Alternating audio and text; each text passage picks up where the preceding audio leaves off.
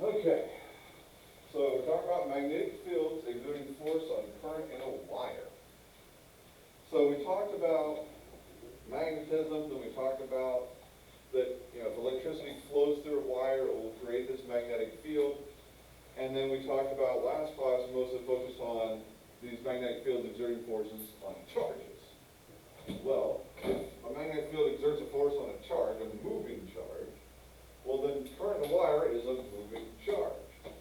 So what's going to happen here when we apply our magnetic fields to wires? And this is where things start to get not so much complicated, but very, very layered.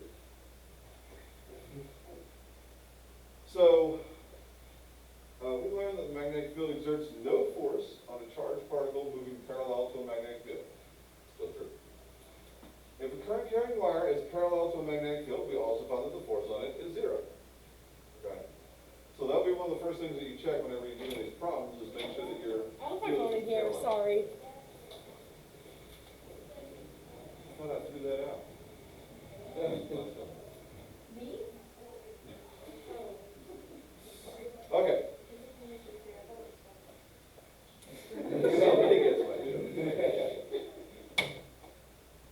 Okay, so when we're talking here, again, the thing you want to check about the parallel versus perpendicular is just essentially they'll ask you a question, and you want to jump straight to the solution because you're like, oh, I know this formula, blah, blah, blah. But just, double check those angles to make sure that,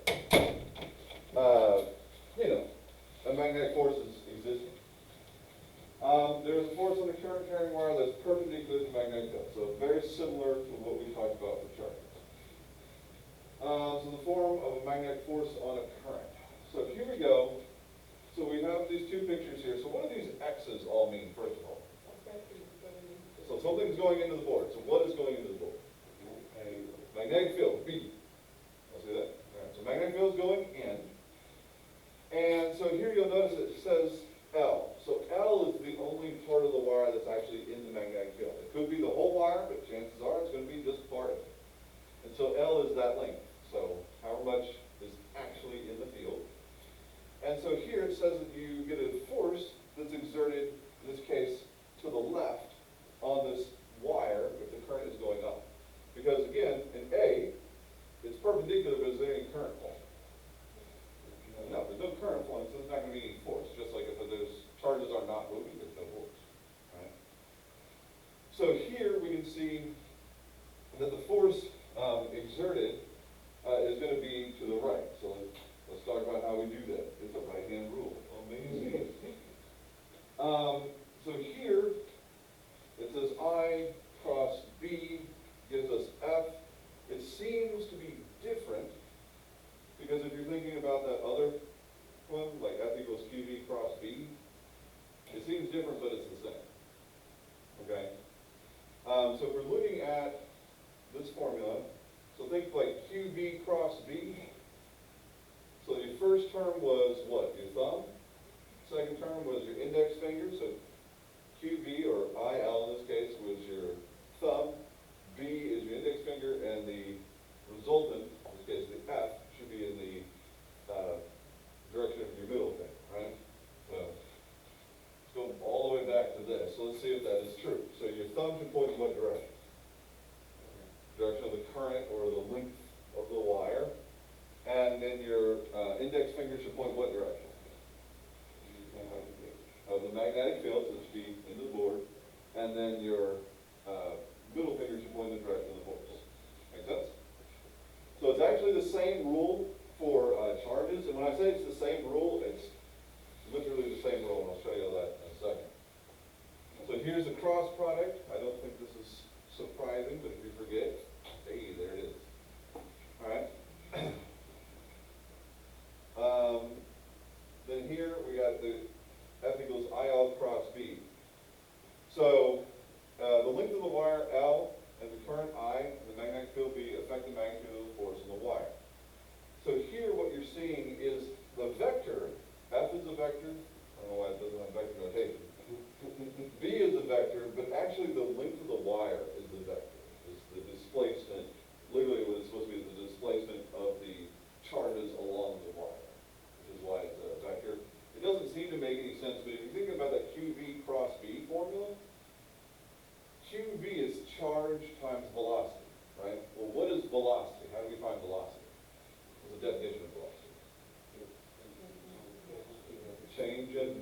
displacement over the change in time, right? Well, instead of writing V, couldn't I just write displacement over time? Yes. And so instead of displacement, we call it L, and we just move the time to be below the Q, because Q divided by time is what? Current. That's the definition of current. So when I say it's the same, like that's the same formula. So it should be the same right-hand rule. Does that make sense? So when I say it's the same, it's the same. It's just, I mean, I guess we get another formula, which may not at first seem the same, but that's what I'm saying. That's why the L is a vector, because V was a vector. Does that make sense? Because that's literally where the L comes from. Because it seems kind of arbitrary, because well, why would the length have a direction? Well, think about the velocity of the charges going this way, which is what's giving you the current. This is a video, which I'm not going to show at this moment, but this should show the, unless YouTube loves the video, this should be showing the force on the current carrying wire. So we'll see if we can check that out in a minute. It doesn't look like it's blowing it up anyways.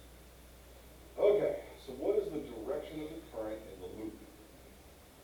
So it shows a current. So remember, when you look at something like this, the current is either going in at the bottom, out of the top, or whatever, but it's a loop. It's been cut in half. And it's showing you here that this bar magnet is repelling from this loop. So you'll think about it. Where's the game time?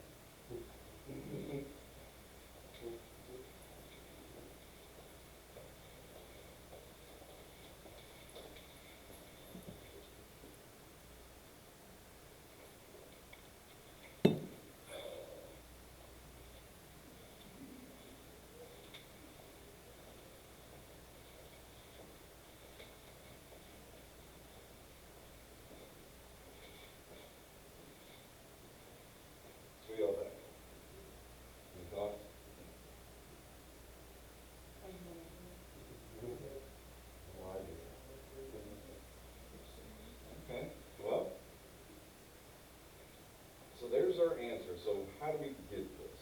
So let's, for a different thing here, let's work from the answer backwards. Let's see why that is. And then we can talk about how you would have known it in the first place. So it says it's going in at the top, out of the bottom. So that means, it's going in here, out there. So if you think about current in a wire, the way I like to do it is think about just taking your right hand and grabbing that wire, and your thumb should point in the direction of the current. So if you think about grabbing, let's say, the top part of this wire, so it's coming in at the top, out of the bottom. So I would grab the wire like this, and so my thumb would point in towards the board. Right, because that's the direction of the current at the top? Yeah. Mm-hmm. So if I'm grabbing the top, my thumb would point in, and then my fingers would wrap around. Is this clockwise or counterclockwise, the direction of my fingers? Clockwise. All right? And so my fingers would be pointing in the direction of these arrows, the red arrows on the loop when it goes through the middle. Does that make sense? So when it's going through the middle, it's the same direction as these red arrows on the loop. It would be opposite, outside. So what does that mean? Well, in this case, it says that they're repelling. If they're repelling, if this was a magnet, where would the north and south pole be on this magnet?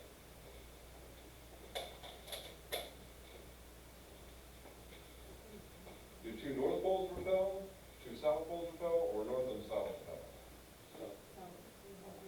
Okay, so let's write what we have here. So we said it's going in at the top, out at the bottom, right?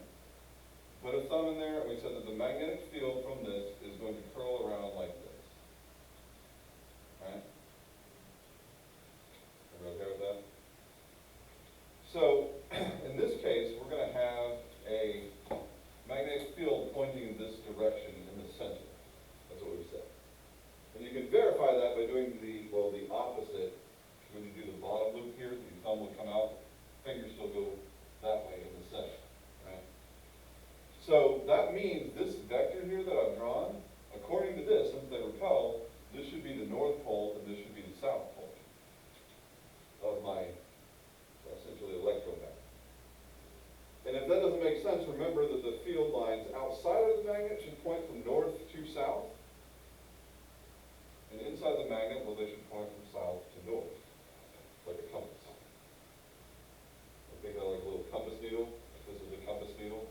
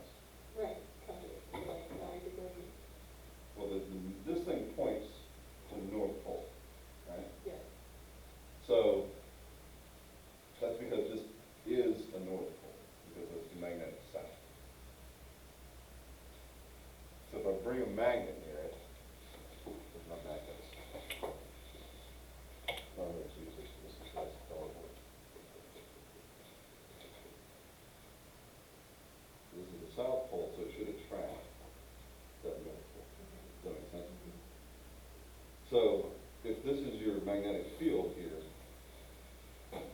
that's created by this coil. It should point in the same direction as that. Like if I'm wrapping my fingers around it, my fingers will point in the direction of the North Pole. Does that make sense? Yeah.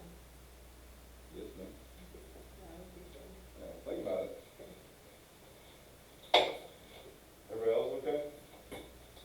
So hopefully once you see that this is the case, that north is this way, south is that way, then obviously they're going to repel. The two south poles will repel. Okay, so now how do we work the correct direction, the way this question was asking us? Well, it's basically what you did here. You go, okay, you have to realize if they're repelling, this thing has to be making a south pole here, right? So you go, okay, I'm going to take my fingers and I'm going to point them in the direction so that I have a south pole on this side. So to do that, you want your fingers to point, well, away, after you do it, you want your fingers to point away from the magnet. Does that make sense? Inside the loop. So if you're pointing them away, and you're just putting your hand on there, natural, your thumb is pointing up. And so that would be at the bottom, because if you do it at the top, the fingers are pointing away, but that's outside the loop. And you're like, no, I don't want that. I want them to point away inside the loop. Yeah, that's why I go between inside versus outside the loop. What do you mean? Like, I don't know what you're talking about. Okay. I have some loops right here. See my loop?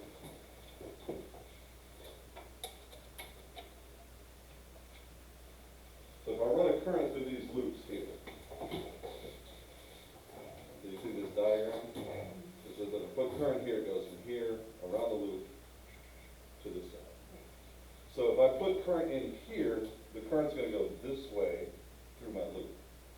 So if I take my right hand, I can grab this and point my thumb in the direction of the current, and my fingers will go in to the loop. Does that make sense? Yeah. And so if I'm trying to figure out, okay, if I want the North Pole to go this way, I go like that. If I want the North Pole to go this way, I go like that. Because inside the loop, my fingers are pointing this way, but I can do that outside the loop, and they're pointing the opposite direction. Do you see my thumb is still pointing the same way? So inside the loop, I have the North Pole this way. Outside the loop, I would have a North Pole that way. Does that make a difference between inside and outside? Yeah, that's, like, I kind of get it now. Okay. Well, sometimes it helps to have some loops. Yeah. Don't worry, when we get to these demos today, that should help a lot, or just confuse you a lot. It's one of the two.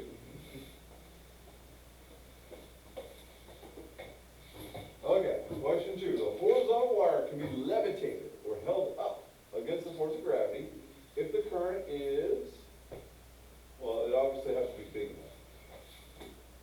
So in this case, we want this is a 3D picture here. What direction is the force of gravity? Down, so we want the wire to go what direction? Up. So literally up the screen. So think about it.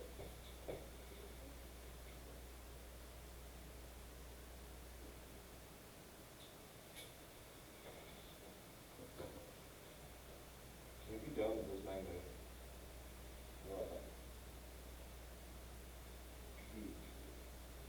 Is it B? B? Yes.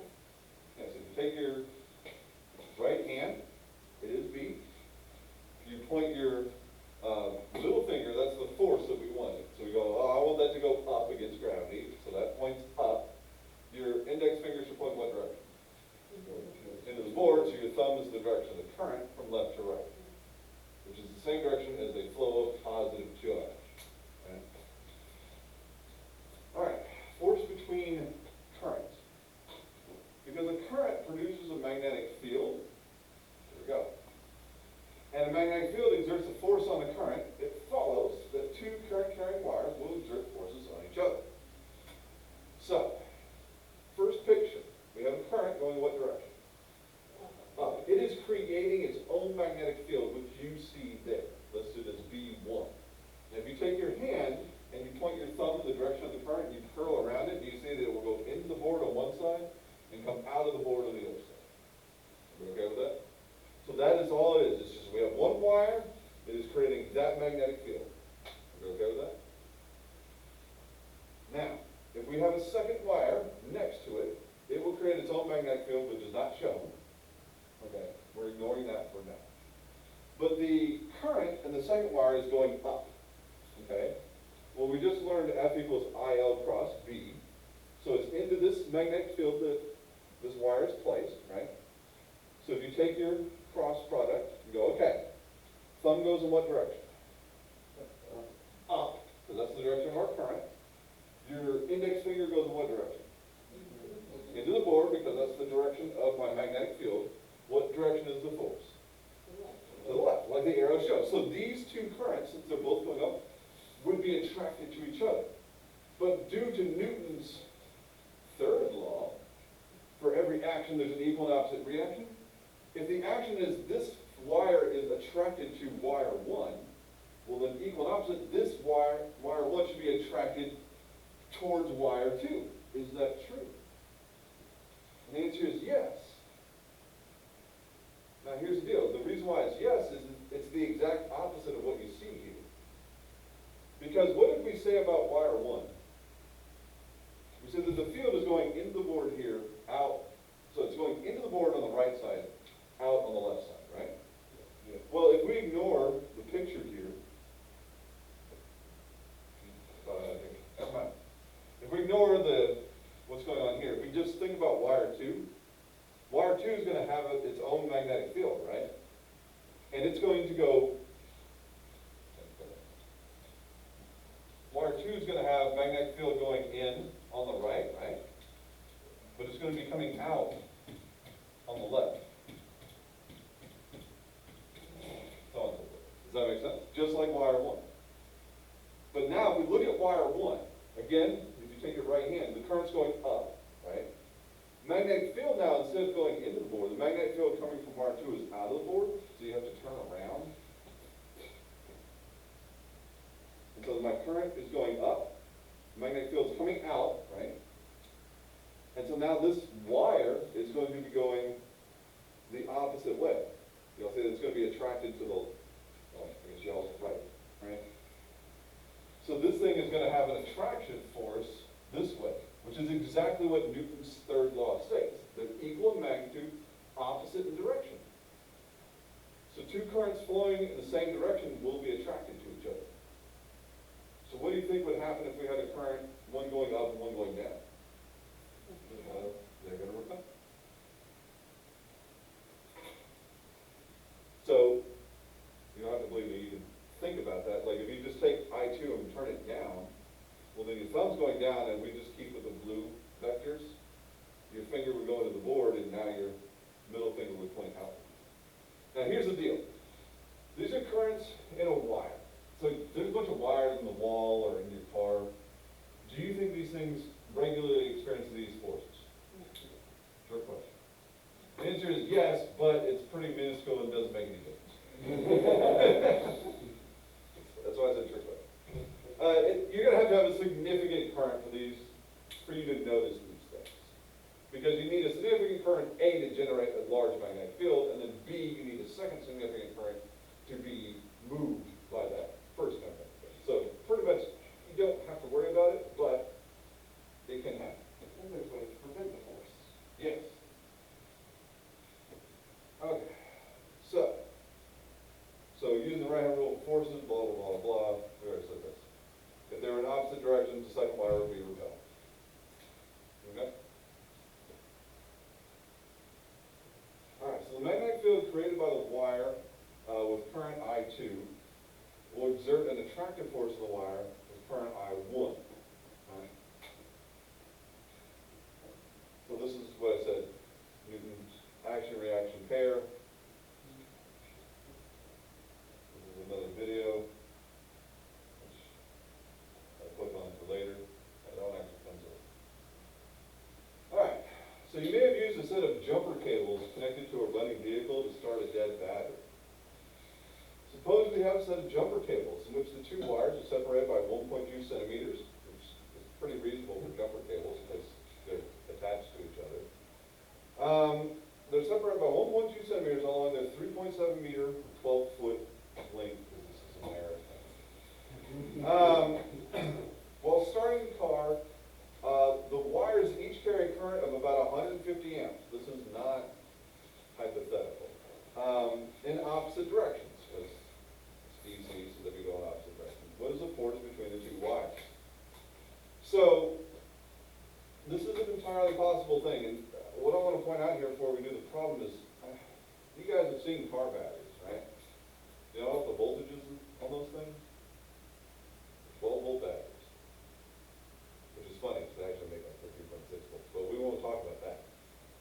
point being is that when the current draws on them, they should produce about 12 volts. But here's the deal, you guys have seen like the little batteries we have, right, the 1.5 volts? So how many little like double A's would I need to make 12 volts?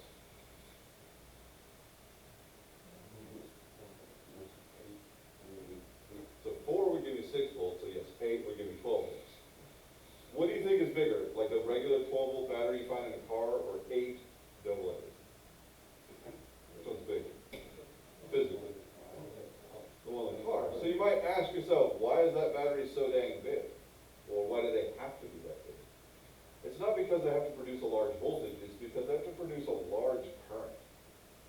When you start the car, they need a very large current to start with, which is why those batteries are so big, so they can have that much energy, and it draws out a ton of energy to start your car. Which is one of the reasons why your car has an alternator, because it will put that energy back as you drive your car. Make sense? Okay, I just wanted to explain that like 150 amps seems ridiculous, but not for you. Okay, so in this case, we know 3 things. We know the length of the wire, we know the distance, and we know the current.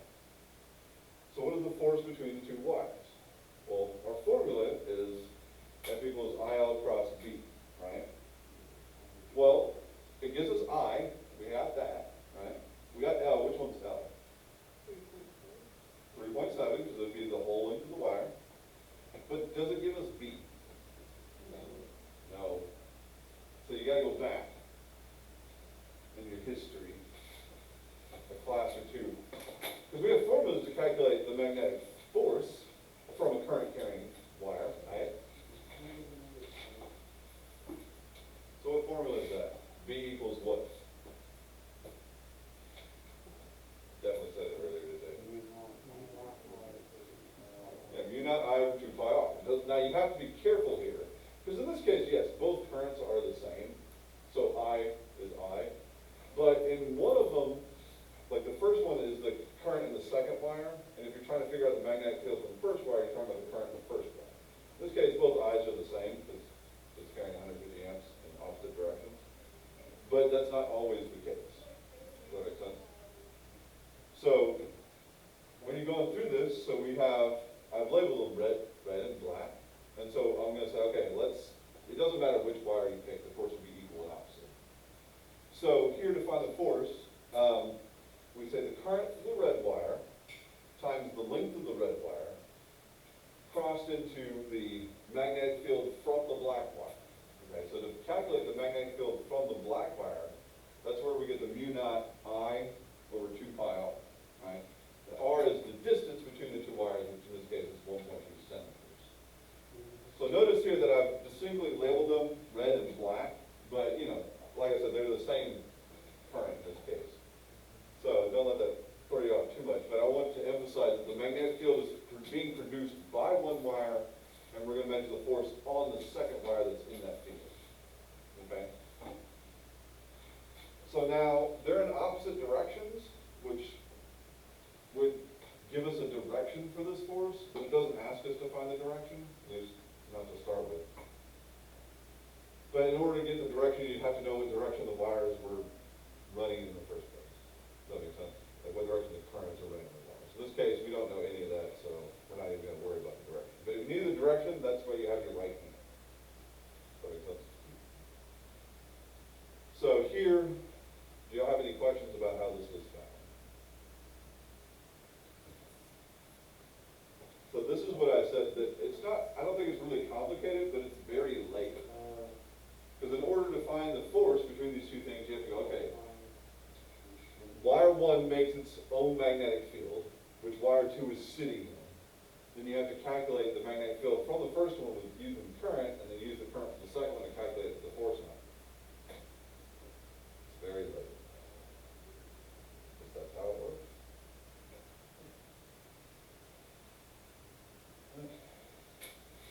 So current loops. The field of a current loop is very similar to that of a bar magnet. We have a current loop, like a bar magnet, is a magnetic dipole with a north and a south. So this is kind of like the example we talked about earlier, but this is a very distinct set of notes on it. So here, notice that like the bar magnet and the loop should look the same. So again, if you're using your right-hand rule here, If you point your thumb in the direction of the current, like the current's coming out of the screen, and so your finger should curl through the center, right? And so again, your fingertips will point the direction of your North Pole. Make sense?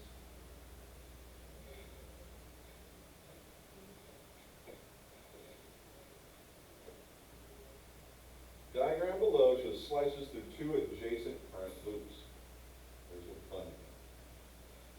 Think about the force exerted on the loop on the right due to the loop on the left. So this is very similar to, force on current carrying wires. So in this case, it's telling you very specifically which loop is making the magnetic field. So think about that magnetic field first. What direction it is, what direction the other loop is in. Let me stop that.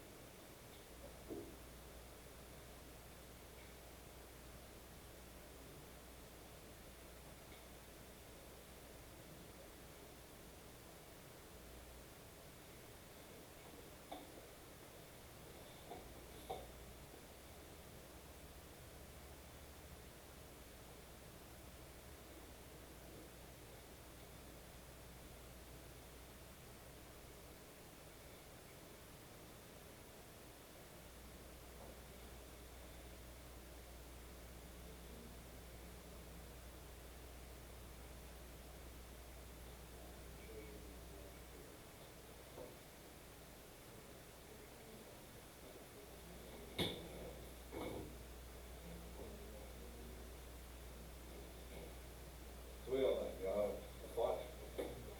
No? Okay. Okay, so here, let's go with what it's saying. So it says, think about the force exerted on the loop on the right due to the loop on the left. So here's the deal. The loop on the left is where we're going to start looking. Because we want to find the force. The question is, let's see here. F equals question mark. Okay, so we're trying to find the force on this guy. Are we okay with that? So we know that we can do, IL, what was that? L cross B, and we can do that, but in order to get B, we're going to have to get it from this other loop, okay? So we already know the direction of the current in each loop. So in this case, we have current going into the board on the top, out of the board on the bottom.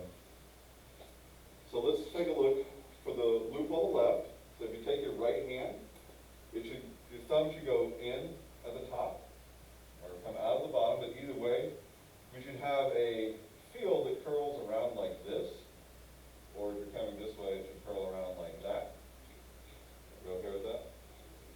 So this thing has a magnetic field going this way. Are we okay with this? This is our magnetic field, B. It's a very bad looking B, but it's a B. Okay? So that's the magnetic field from the left loop. Okay? So now we look at the right loop and go, okay, what direction is it going, what's going to happen to it? So you take your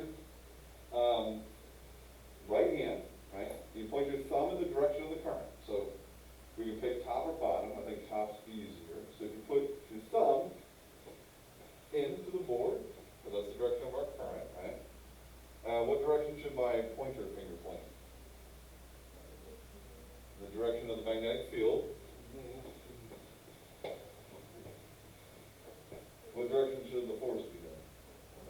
Up. I'm trying to click on it. It's not clicking. To the left. Okay, so how do we get that wrong?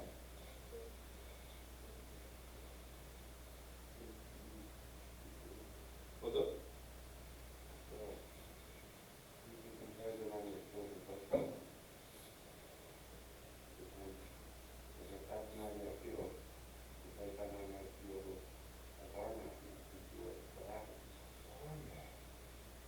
Because here's the deal. We looked at the current in the loop. We said, okay, we're going to choose the top of the loop here to look at the force. That was up, right? What if we had chosen the bottom to look at? Well, my thumb would come out then, but the magnetic magnetic field is still going, what direction I have up there? To the left, right? So my finger is still going to the left. What direction is my finger pointing in that case? Yeah, which is the opposite of what we got from top. So it turns out there's not going to be a force exerted by these two loops in F equals IL across B.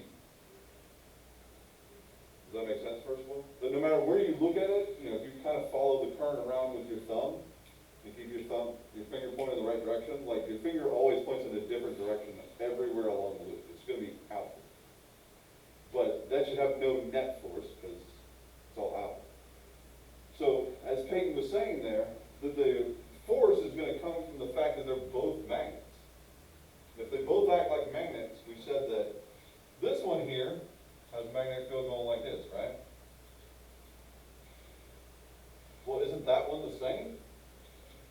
So it would also have a force like that. Do you think they're going to attract each other or repel? So remember, the arrow points to the north. So for this one here, we got a north-south magnetic field here. And so for this one, we would have north-south. That's right. So they would attract. So the force, think about the force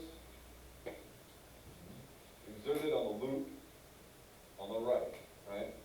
So for this guy, looking at the loop on the right, it's going to move to the left because it's attracted, right? Magnetic. So if you have just two straight wires, they'll attract and repel based on the current direction. But loops of wire will not attract and repel based on the current direction because they won't attract and repel based on that. They'll attract and repel based on the fact that they are acting like magnets. Okay? Okay. Electric motors. So the rest of this is just, so you guys should have noticed that I gave you a couple of slides of notes and the rest of the questions. So there's not too much notes, actual notes today. So this is just talking about electric motors and generators probably. This is important because this is how motors and generators actually work in your daily life. Okay?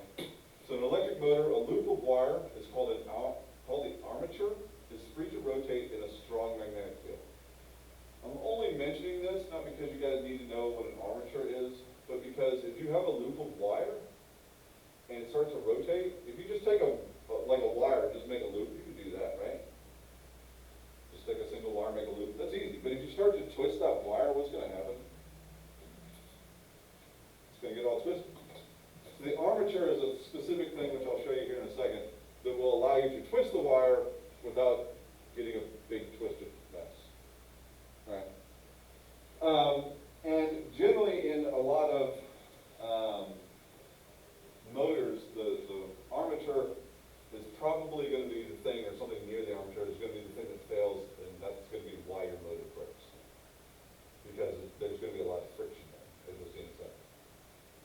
Current in the loop causes it to feel a torque. So the loops rotate to align itself with an external field, but the commutator reverses the current direction every 180 degrees. Okay, let's look at this picture.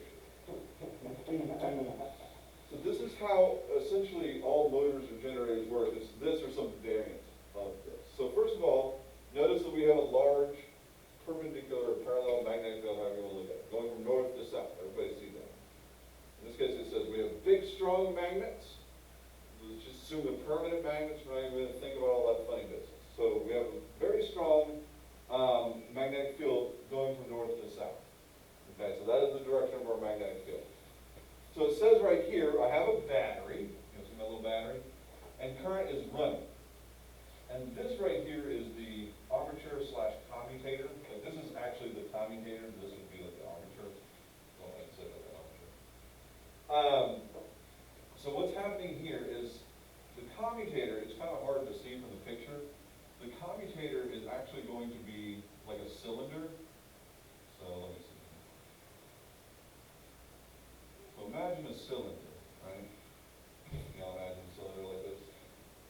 But it's going to be split.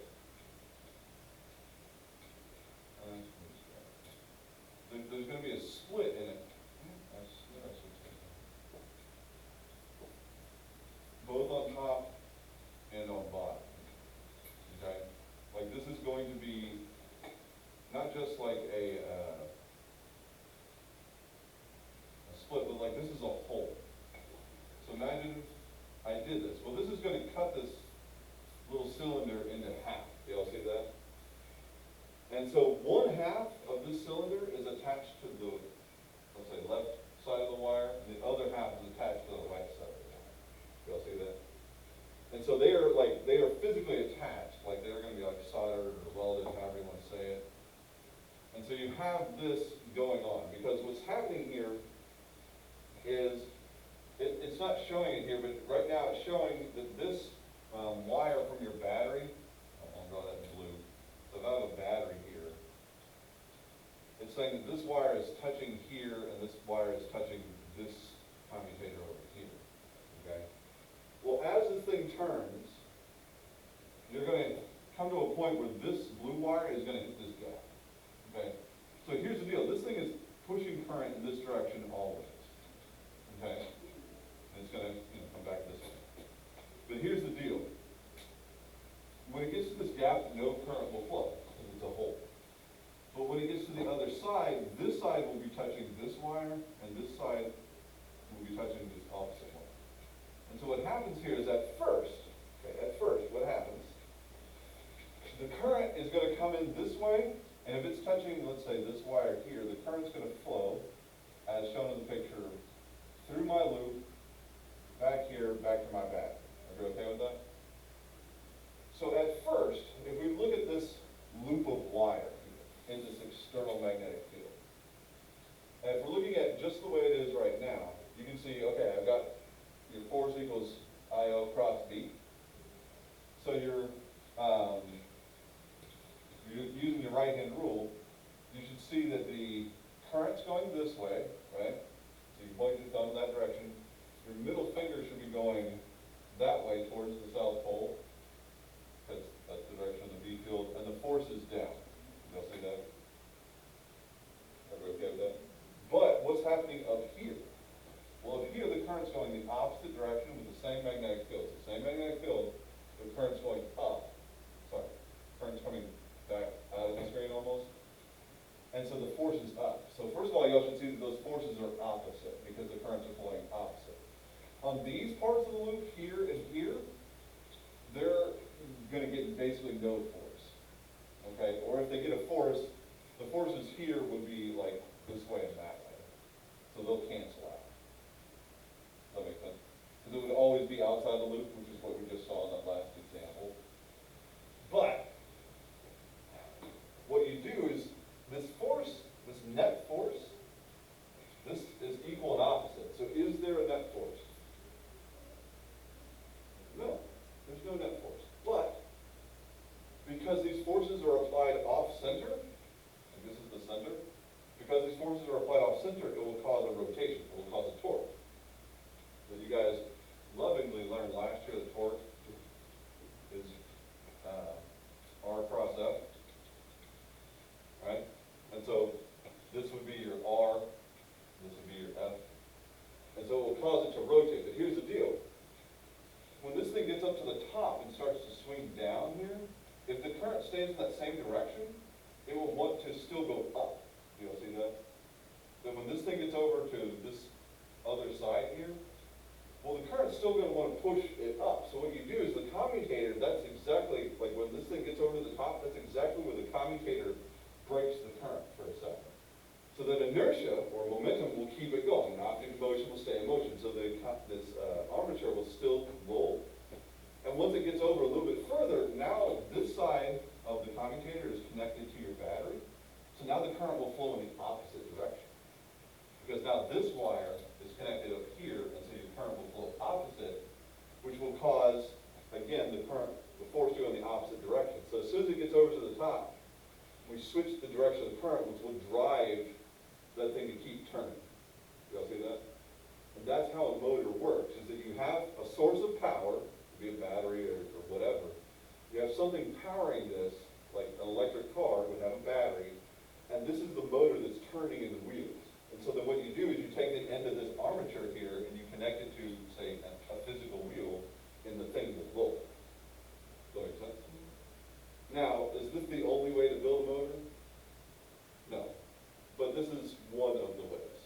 else is just a variation of this. Like you could have the wires be stationary and rotate your magnet inside, and that will achieve the same thing.